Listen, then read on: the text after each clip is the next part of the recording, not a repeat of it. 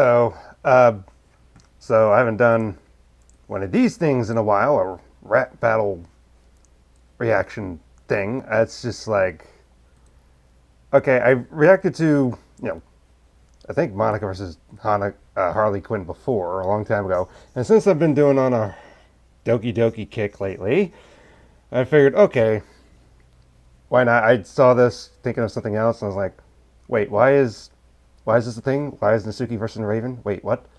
So here we are. I'm gonna do that. The only thing I can think of the connection between these two is the fact that their fathers suck. Now, Raven is Teen Titans, very familiar with the show. I didn't even get to watch the whole show growing up because lost cable and we couldn't afford it and whatever thing, so didn't get to even finish the entire series. But how much I like that show? I went and saw the Teen Titan Goes movie because I heard the fact that if it did well, they might do another season of the show. That was the rumor. I was that committed to go and see it. And the movie was actually decent, despite seeing clips of the show and it being an absolute nightmare. I was like, why is this a thing? Why do they do this to these good characters? But, okay. So, by Freshly Kanal, which I'm familiar with, let's put it in theater mode. Okay, let's see what... I have no clue what to expect of this. Yes. Is there one with Sayori? Or no? Like... Why did Monica invite a goth to our club meeting? I heard from the Justice League that you were just leaving. How can you be so dense? I got a gut feeling you should probably start with The Room if you love reading. I like manga, but your comics are a gobbled mess. Both you and your plot need to stop playing hard to get. Don't put on airs, you're not great just cause you're half a goat. With your crappy show, we've seen how badly doing that can go and never... Yeah. Now, the only thing that... I won't get into it. Never mind. So you leave the hearts of people toyed with. That's why it took you 30 years to get a beast boyfriend. You're locking up your dumb ass so you don't start a bloodbath. Instead of floating, maybe you should touch grass. I should've really assumed that you would be leaving your room. Honestly, even Amy wouldn't like this creepy recluse. We know that eagles can fly off like your horrified mom, and Raven can try, but her social life's gone. When you write on a page, it's like buying your game, cause you guys are... Okay, that impression of Raven is good. I'm automatically leaning towards Raven just because of the impression alone. It's wasting your paper. Such a kid can't decide if you want me to fight you or need me to sign you a waiver. You couldn't stay alive inside a dream. Close, My dark days still want a slice of my life you could eat in like parfait. He wants your guy to keep his view on you. That's pretty cute of you till you're her one critique and then your eyes pop out like Looney Tunes. This tedious pleb with a need for attention's receiving a lesson in foul curses. I'm an empath and I sense that you just feed off affection. No wonder you're malnourished. Talking goats keep fainting. Guess your heart isn't too strong. No protein, but let me Raven won. Raven won. Raven automatically won. Bars you can chew on. This protein okay, gotta go back. The damn break bars.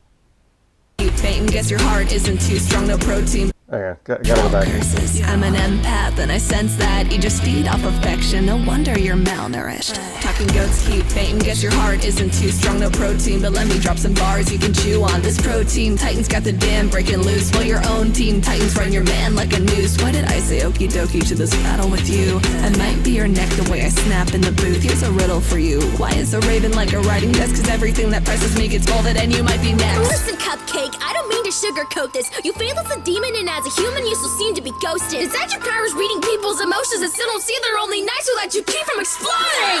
Rachel Ross, she's dazed and lost inside her vacant thoughts. On every birthday she crumbles until the cake is gone. We'd all be safe for raw if this freaky little bitch was off. I don't need to see your future based on what I've seen before. I talked it to your mama's face, but I would need a Ouija board. Your day-to-day so tragic, I wish some of it was make-believe. I'm not your loved one's feeling, so don't fucking play with me. As a kid on Azarath, I stood up to daddy's wrath. Math the path through tragedy got sharper than a battle axe. I protect the planet that you turned into a habitat for trauma dumping onto any bachelor that happens past. That's why I can't relax, so forgive me if I'm not too thrilled to battle rap your kindergarten grammar ass. You want a book, I'll pass your sentence like I'm Judge Judy. At least I don't lose my head when I become moody. But you ain't that bara, you ain't buff Suki. You couldn't spit unless you'd emptied out your guts puking. It's not the romance you've been begging for, and I won't talk in metaphors. I only need 2 eyes to see your boy was getting bored. Since you write poems, let the raven tell you where your love was headed for. Your relationship was just a game to him, nevermore. Yeah, Raven won. Hands down, Raven won. I know the Rachel Roth thing's cut thing because the way Raven's life is and everything, but yeah, you're not going to beat Raven, right? Beat Raven, no. No, this is easy. This is easy. Now, I don't understand the Amy comment. I'm not familiar on that end of Raven. All I know, mostly what I know from Raven is from the Teen Titans cartoon onward, from her backstory and everything. And I know of different stuff that happens in the comics, or getting with Beast Boy and the kind of like Judas Contract type thing and all that. But I don't know who Amy is. That's not something I'm familiar with per se. But let me go back. Can I see how they... Where's the... How do they look? There we go. That's really good designs and stuff. I like the Starfire thing. Everyone loves Starfire, because Starfire's Starfire.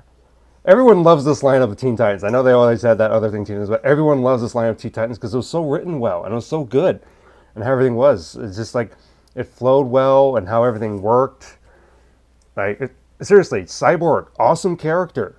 Really awesome character and everything. I still remember, like, I remember people posted, you see the thing people post around of the clip of the Troc type episode about Starfire, and it's kind of like a racist kind of term. You can say it means nothing, like she's nothing, she's worth nothing. And Cyborg says, I understand you. Of course I understand you. I'm half robot. I know a lot of people say, well, the writers really didn't want to say, well, he's black or anything like that. No.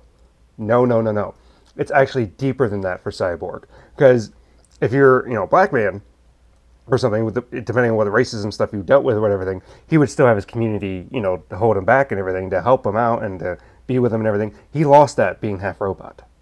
When this happened to him, he lost that. That's what it means, that it goes deeper for him, saying, I'm half robot. You have one of the best episodes that I can remember involving Cyborg, when he's, doing the thing where he's like, am I a man? Am I half robot? I have limits built in now. I can't go past 100%. Robin was trying to encourage him, like, yes, you can. You just have to man side, push it. And he's like, I can't, because I'm robot. I can't do that now. He's like, yes, you can. No, I can't. And it was a big thing that he kept going back and forth. And it's still a great episode. To this day, it's still a great episode.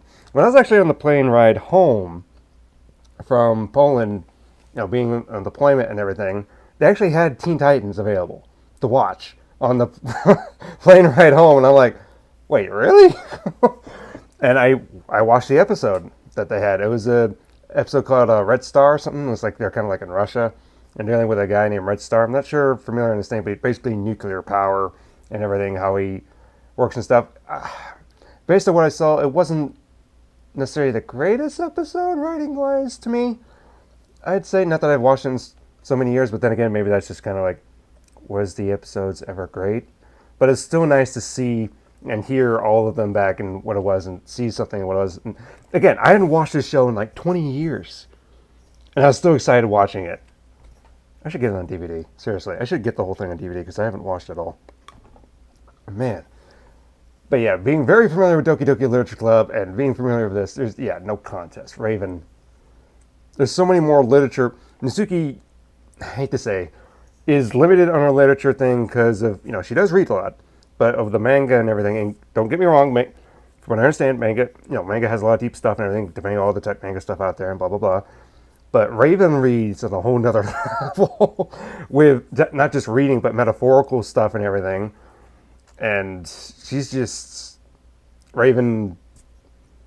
That emotions in check. Yeah, she keeps her emotions in check, because if she doesn't, we see what happens when she gets angry and all that stuff. I mean, again, going back to that episode with Starfire and Raven. Starfire, they switched because of the Puppet King. They switched bodies, like their souls got switched into a thing and all that.